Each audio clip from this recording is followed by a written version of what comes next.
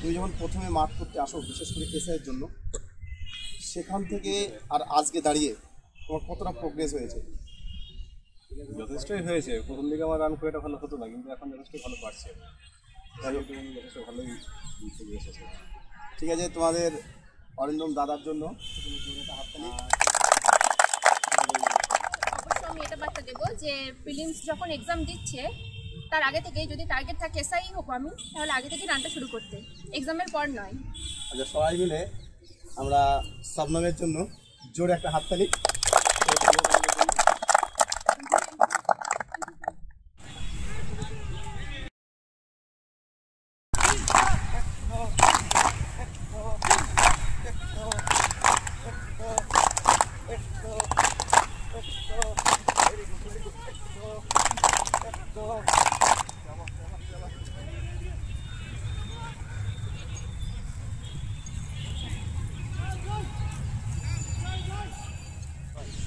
ঠিক আছে, কেউ যদি আমরা মনে করি যে 2-5 দিনে মাঠ ভালো করবো, সেটা কিন্তু হবে না।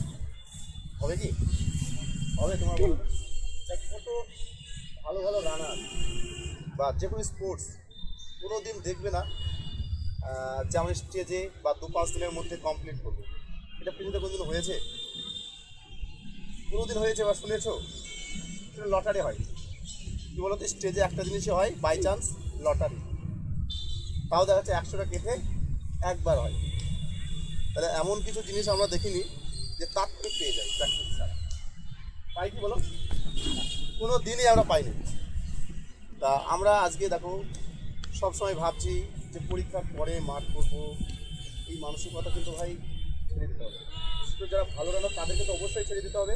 তারা আমি পড়াশোনায় পাচ্ছি, কিন্তু মাঠেও তো আমি ফেলিওর হতে পারি। তার নিট রেজাল্ট কিন্তু দুটোরই সেম, দুটোরই ফেলিওর। ঠিক আছে, যাই হোক, আজকে তোমাদেরকে নিয়ে আমি বিশাল কিছু বলতে চাই না। আমাদের মধ্যে তুমি আমার কোথা থেকে আসছো? আমি পড়াশোনা থেকে আসছি নদীয়া থেকে। কেমন লাগছে আমার কাবিসের এবং মিনা স্যারের? আমার একটা কিন্তু অনেক ভালো লাগবে, দেখতে পাচ্ছি আমি নিজের রানিংয়ের মধ্যে।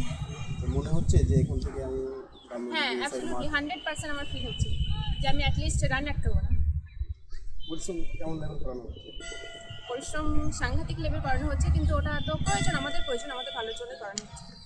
যাই হোক, তুমি প্রথমে যখন এসেছিলে সেখান থেকে কি বেটার ফিল মনে হচ্ছে? হ্যাঁ, অনেকটা ইমপ্রুভ হয়েছে, 5 দিনেই অনেকটা ইমপ্রুভ হয়েছে। তো আরও যতদিন বাকি আছে এক্সামের পর্যন্ত আই থিঙ্ক আরও বেশি ইমপ্রুভ হবে। লাস্ট কথা, তোমার যারা কলিগ, বিশেষ করে যারা এসআইয়ের মাঠ করেছে বা সামনে যাদের মাঠ আছে, তাদেরকে কী বার্তা দেবে?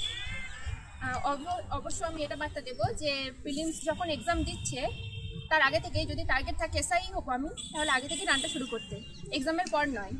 আচ্ছা, সবাই মিলে আমরা শবনমের জন্য জোরে একটা হাততালি।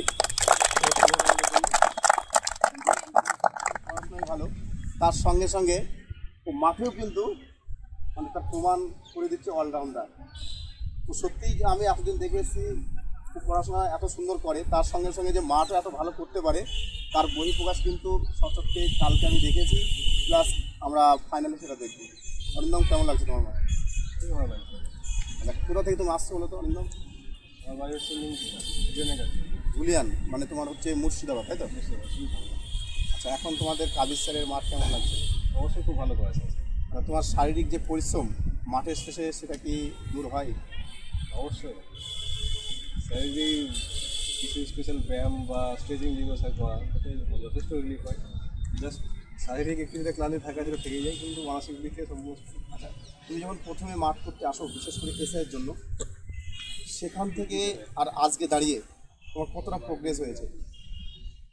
যথেষ্টই হয়েছে। প্রথম দিকে আমার রান খুব একটা ভালো হতো না, কিন্তু এখন যথেষ্ট ভালো পারছে। তাই যথেষ্ট ভালোই প্রোগ্রেস আছে। ঠিক আছে, তোমাদের অরিন্দম দাদার জন্য আর ওর শুভকামনার জন্য সকলে জোরে একটা হাততালি।